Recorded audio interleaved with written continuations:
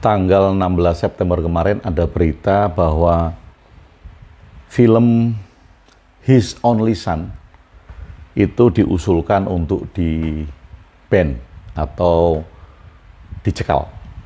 Yang mengusulkan adalah pimpinan Komisi 8 DPR RI. Nah, mengapa film yang menceritakan kisah Nabi Ibrahim ini diusulkan untuk dicekal?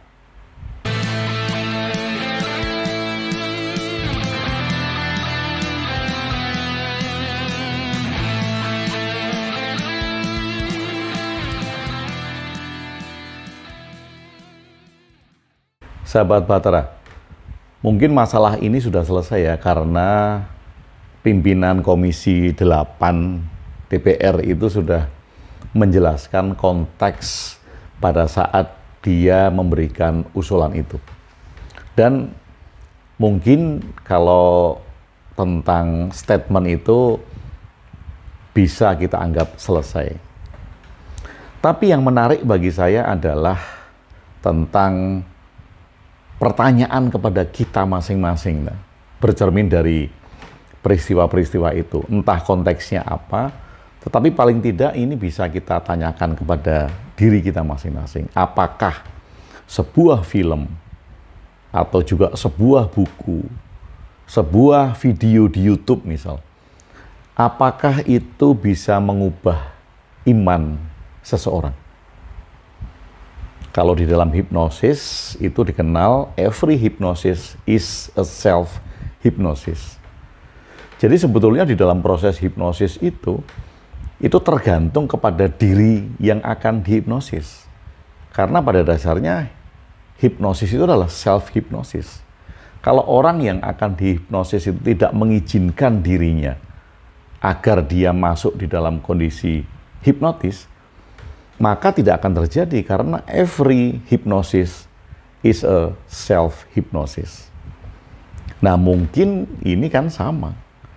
Jadi setiap buku, setiap film, setiap video, itu tidak akan mengubah keimanan seseorang.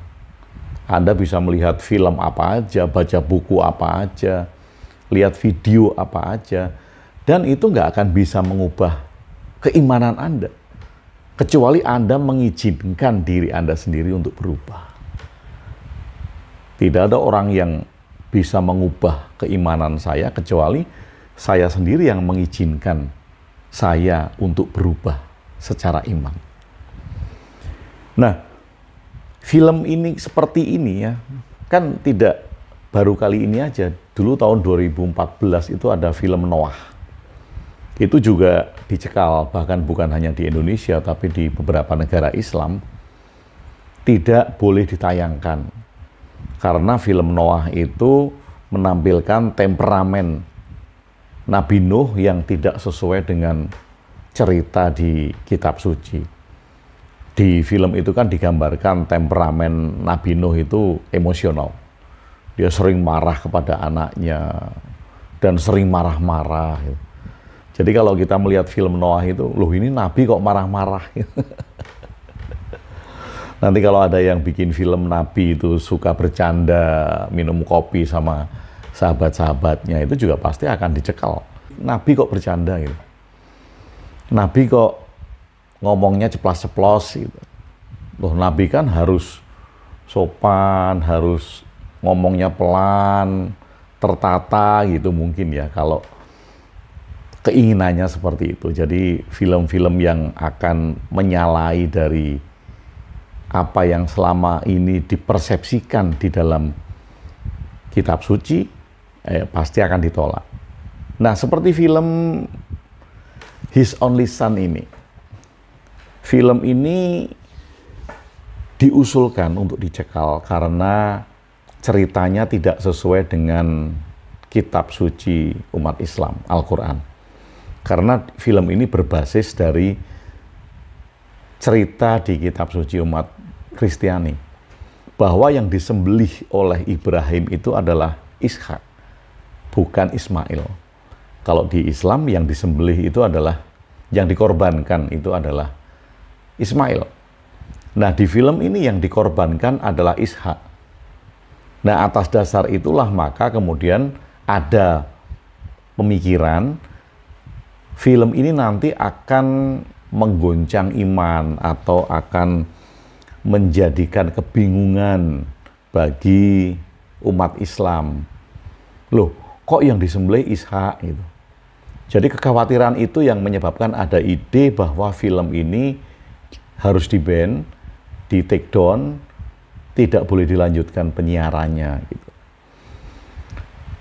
Menariknya bagi saya adalah kekhawatiran tentang iman, kekhawatiran tentang apakah iman saya bisa goyah ketika melihat film.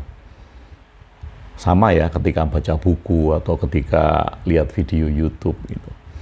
Apakah iman seseorang bisa goyah? Dan mengapa orang khawatir?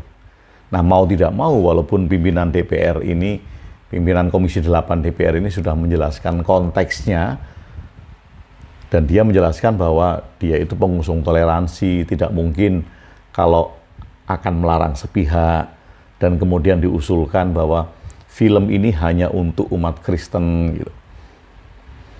Nah, kekhawatiran, mau tidak mau walaupun menjelaskan konteks, ada kekhawatiran. Apa yang dikhawatirkan? Yang dikhawatirkan adalah ketika satu kelompok itu akan goyah imannya. Ketika goyah, ya tentu yang dikhawatirkan akan pindah ke keyakinan yang lain, akan pindah ke keimanan yang lain. Nah, ini yang dikhawatirkan. Kalau kemudian kita khawatir, pertanyaan reflektifnya adalah, mengapa kita tidak percaya diri terhadap iman kelompok kita? Atau Anda yang khawatir mungkin, mengapa Anda tidak percaya diri dengan iman kelompok Anda? Kalau kemudian Anda tidak percaya diri dengan iman kelompok Anda, yang patut dipertanyakan adalah bagaimana Anda mengajarkan iman kepada kelompok Anda, sehingga Anda khawatir kalau imannya goyah. Bukankah kalau sistem pengajarannya tepat, sistem pendidikannya tepat, ya tentu iman nggak bisa goyah. Kalau tepat, pemahamannya tepat, kemudian logika-logika yang dipakai juga tepat, nah tentu iman nggak bisa goyah. Kalau kita khawatir bahwa iman satu kelompok yang kita lihat itu kita khawatirkan goyah, maka yang patut dipertanyakan adalah guru-guru pengajar iman. Bagaimana mereka cara mengajarkan iman? Mengapa mereka takut bahwa ada satu keimanan yang dikhawatirkan akan goyah hanya gara-gara film? Nah, ini bisa menjadikan refleksi kan. Jadi kejadian-kejadian seperti ini tidak negatif. Kita jangan melihat dari sisi provokasinya.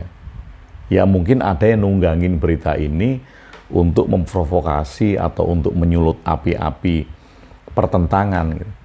Tetapi kalau saya mengajak untuk tidak melihat pertentangan atau provokasinya. Kalau dilihat dari provokasi kan beritanya bahwa oh ini kaum mayoritas tidak menginginkan film versi minoritas. Ini sisi provokasi. Nah, kalau kita tidak melihat dari sisi itu, kita bisa belajar memperbaiki diri. Kalau saya khawatir iman saya atau iman kelompok saya goyah hanya karena film, hanya karena buku, hanya karena video, maka yang wajib dipertanyakan adalah bagaimana Anda, saya, kita mengajarkan iman. Bagaimana kita memberikan pendidikan tentang iman? Bagaimana kita memberikan pemahaman tentang iman atau keyakinan?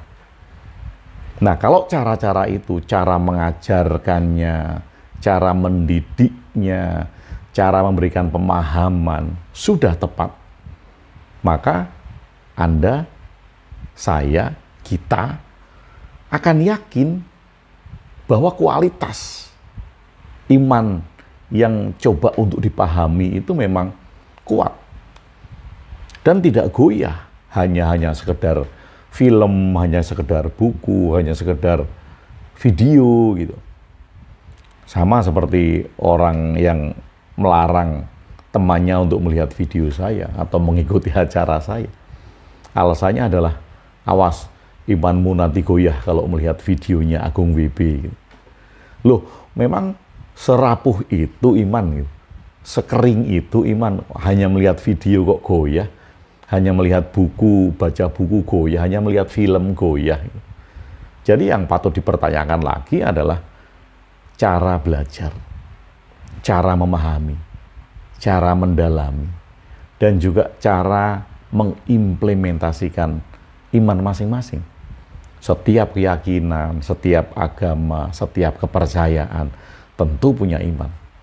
Dan bagaimana cara kita memahami, cara kelompoknya memahami, cara kelompoknya belajar, cara kelompoknya mendidik, ini tepat nggak?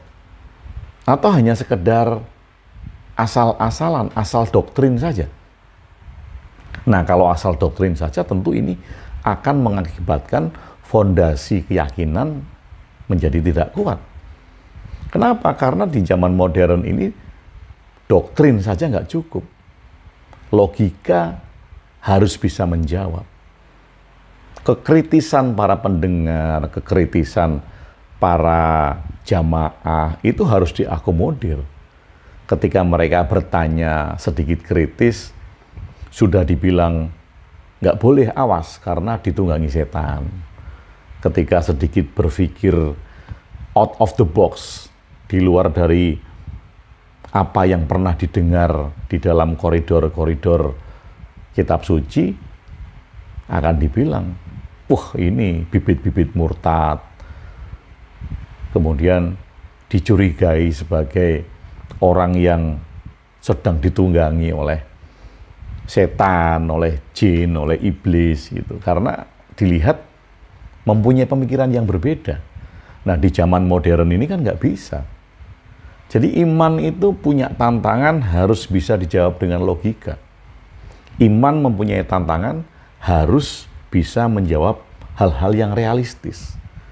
Iman mempunyai tantangan untuk bisa menjawab persoalan-persoalan kehidupan sehari-hari. Nah, kalau ini tidak bisa, maka tentu saja orang akan mencari bentuk iman yang lain yang bisa menjawab persoalan hidupnya sehari-hari. Orang tentu akan mencari bentuk keimanan lain untuk menjawab realita hidupnya dan untuk menjawab logika-logika yang dipertanyakan. Jadi lewat peristiwa ini, sahabat Bahtera semuanya, mari kita belajar. Mengapa iman kita serapuh itu? Mengapa iman kita setipis itu? Mengapa iman kita sekering itu? Mengapa kita khawatir iman itu goyah hanya karena film? Dan bukankah kita melihat film dengan sudut pandang yang lain, dengan budaya yang lain, dengan agama yang lain, dengan keyakinan yang lain, itu bagus kan untuk memperkaya kita. Jadi kita tahu kan, oh cerita Ibrahim menurut versi Kristen itu begini loh. Oh cerita Ibrahim menurut versi Islam itu begini loh. Oh ternyata ada juga loh nabi yang mengorbankan anaknya dari versi Hindu misalnya. Atau ada juga pengorbanan yang serupa dari versi Buddha misal. Atau dari versi keyakinan lokal. Nah, bagi saya ini kan baik, bagus untuk pendidikan. Untuk memahami sudut-sudut pandang yang lain dari keyakinan. Nah, kalau Anda bagaimana? Sahabat Bahtera semuanya, Anda setuju nggak kalau film His Only Son ini tidak di take down? Tetap diputar dan tidak dijadikan bahan kontroversi. Anda setuju nggak? Anda setuju nggak kalau Anda berlainan keyakinan dan Anda melihat film ini? Atau Anda bersedia nggak melihat film yang berbeda dari keyakinan Anda? Anda melihat film ketika Ibrahim mengorbankan Ishak, bukan Ismail. Anda setuju nggak? Atau Anda termasuk yang setuju agar film ini di take down atau di ban? Nah, silahkan tuliskan di komentar pendapat Anda, baik yang setuju dan tidak setuju, supaya kita semuanya kaya akan opini-opini yang beragam. Terima kasih atas perhatian sahabat Bahtera semuanya tentang isu film yang diusulkan untuk dicekal. Film kisah Nabi Ibrahim versi Kristiani. Terima kasih sudah bersama saya Agung WB di Jonggring Saloko.